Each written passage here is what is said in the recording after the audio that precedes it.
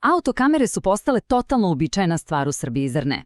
Ali sa popularnošću dolaze i pitanja, gomila pitanja. Zato smo tu. U ovom brzom pregledu, koji smo pripremili na osnovu sjajne analize sa portala techfocus.rs, dajemo odgovore na sve ključne dileme. Da li je legalno? Može li snimak na sud? Koju kameru uopšte kupiti? Na ova i još neka pitanja dajemo brze i jasne odgovore. Krećemo odmah. Samo da napomenem, ovo je, znate, brzi pregled. Za one koji žele da zarone dublje u temu, da vide sve detalje, analize slučaja, sve to čeka na techfocus.rs. Vredi pogledati. Dobro, idemo redom. Počinjemo od temelja. Zakon i privatnost. Dakle, šta se sme, a gde se mora povući granica? I evo ga, pitanje od $1.000.000 koje se svi pitaju. Sme li se uopšte upaliti ta kamera i snimati dok se vozi po Srbiji? Je li to legalno?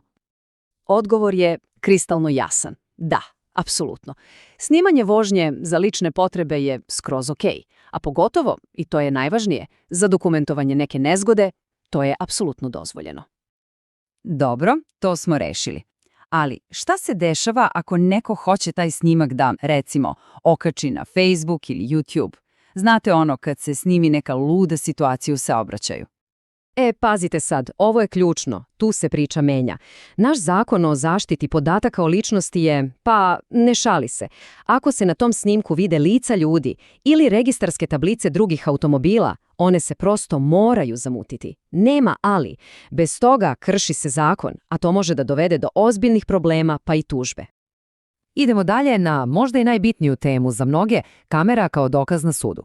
Pitanje je prosto, može li taj snimak stvarno da pomogne kad dođe do pravnog spora? Da budemo skroz direktni, da li sud u Srbiji uopšte uzima u obzir snimak sa autokamere kao dokaz? Sad, ovde odgovor nije prosto da ili ne. Malo je komplikovanije.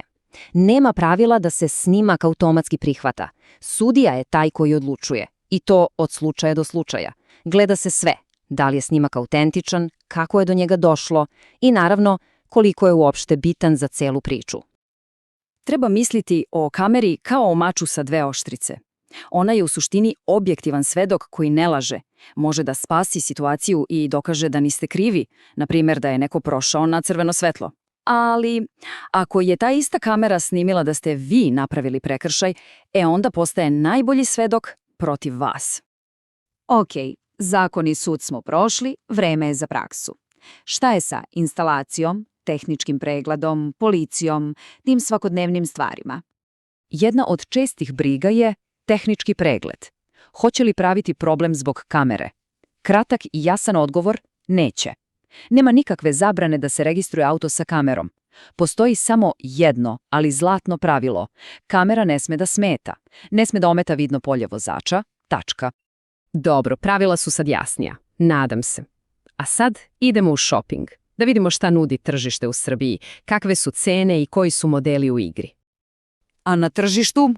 Ima svega, zaista. Raspon cena je ogroman. Može se naći neka osnovna kamerica, sasvim solidna, za oko 3.000 dinara.